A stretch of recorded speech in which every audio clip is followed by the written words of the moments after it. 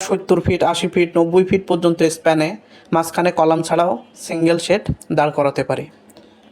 এতে করে এর মধ্যখানে সমস্ত স্পেসটা ওপেন পাওয়া যায় এবং খুব স্বাচ্ছন্দ্যে ব্যবহার করা যায় এবং এর ভিতরে কোনো মেশিনারিজ স্থাপন করা এবং মানুষ চলাচল খুব সহজ হয়ে যায়, কারণ মাঝখানে কোনো কলাম সচরাচর দেয় না। আসসালামু আলাইকুম। এইচবি স্টিল বিল্ডিংয়ের পক্ষ থেকে আপনাদের জানাই স্বাগত।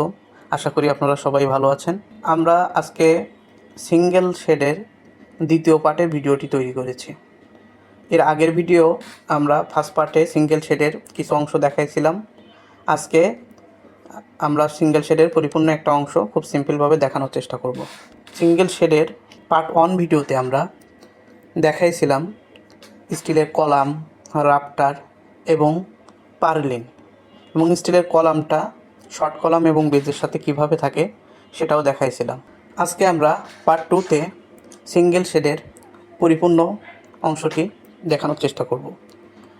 আপনারা দেখতে পাচ্ছেন সিঙ্গেল শেডের উপরে প্রোফাইল শিটগুলা থাকে এবং মাঝখানে লাল যে একটা অংশ দেখতে পাচ্ছেন, এটাকে আমরা রিজ মনিটর বলি।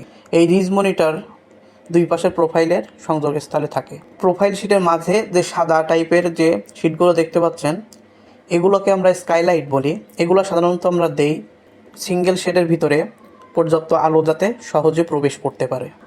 আমরা প্রোফাইল শিটের সাইডে সবুজ কালারের যে অংশটা দেখতে পাচ্ছেন, এটা হচ্ছে গাটার। এই গাটারটা দেয় মূলত যাতে টিনের পানিগুলা সরাসরি বাইরে না পড়ে গাটারের মাধ্যমে ডাউন পাইপ দিয়ে নির্দিষ্ট একটা ড্রেনে ফেলা যায়, যাতে অন্যের জমিতে পানিগুলো না পড়ে। আমরা এই টাইপের শেডে সাধারণত স্লাইডিং ডোর দিয়ে থাকি, এই টাইপের বা বিভিন্ন রকমের ডোর আমরা ব্যবহার করি। আর সিঙ্গেল শেড টাইপের বিল্ডিংয়ে আমরা সিঙ্গেল শেডে জানালায় আমরা থাই গ্লাসের জানালাগুলো ব্যবহার করে থাকি সচরাচর। এখানে জানালাগুলো থাই গ্লাসের জানালাগুলো দেখাইছি। আমাদের হলুদ টাইপের কালারের যে অংশটা, এটা হচ্ছে ব্রিক ওয়াল, অর্থাৎ সিঙ্গেল শেড বিল্ডিংয়ের নিচ থেকে মিনিমাম 3 ফিটের মতো আমরা ব্রিক ওয়াল ইউজ করি। প্রোফাইল ওয়াল শিটটা সরাসরি মাটির সংস্পর্শে না থাকে। যদি মাটির সংস্পর্শে প্রোফাইল শিটটা থাকে তাহলে সহজে নষ্ট হয়ে যায়।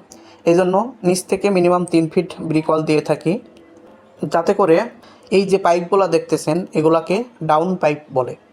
এগুলার মাধ্যমে পানি একটা নির্দিষ্ট স্থানে উপর থেকে নিচে ফেলানো হয়। সিঙ্গেল শেডের একটা সবচেয়ে বড় সুবিধা হচ্ছে আমাদের বিভিন্ন শেড টাইপের বিল্ডিংগুলাই বেশিরভাগ রিকোয়ারমেন্ট থাকে যে মাঝখানের বড় একটা চওড়া অংশে ফাঁকা রাখতে হবে, অর্থাৎ সেখানে কোনো কলাম ফেলানো যাবে না। আমরা 70 ফিট 80 ফিট 90 ফিট পর্যন্ত স্প্যানে মাঝখানে কলাম ছাড়াও সিঙ্গেল শেড দাঁড় করাতে পারি।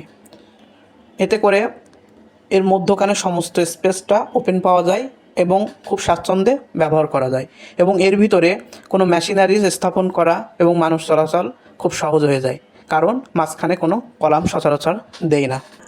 আরও একটা জিনিস, আমরা উপরে প্রোফাইল শিটের নিচে ইনসুলেশন ইউজ করি। ইনসুলেশন বিভিন্ন ধরনের, পি ফোম, এয়ার বাবল, এগুলো ইউজ করি যাতে তাপটা যথেষ্ট পরিমাণ রোধ করতে পারে। আমরা আমাদের বিল্ডিংয়ের বিভিন্ন স্থানে প্রয়োজন মতো থাই গ্লাস এর উইন্ডোগুলো ব্যবহার করতে পারি। তাছাড়া সিঙ্গেল শেডের ভিতরে তাপমাত্রা আরও কমানোর জন্য অ্যাডজাস্ট ফ্যান ব্যবহার করতে পারি, যেটা শেডের ভিতরের গরম বাতাসগুলো বাইরে বের করে দিবে।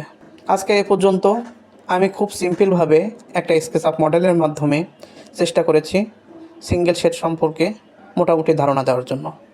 আপনারা কেউ এই টাইপের সিঙ্গেল শেড করতে চাইলে আমাদের সাথে স্ক্রিনে দেওয়া নাম্বারে যোগাযোগ করতে পারেন। সবাই ভালো থাকুন। আসসালামু আলাইকুম।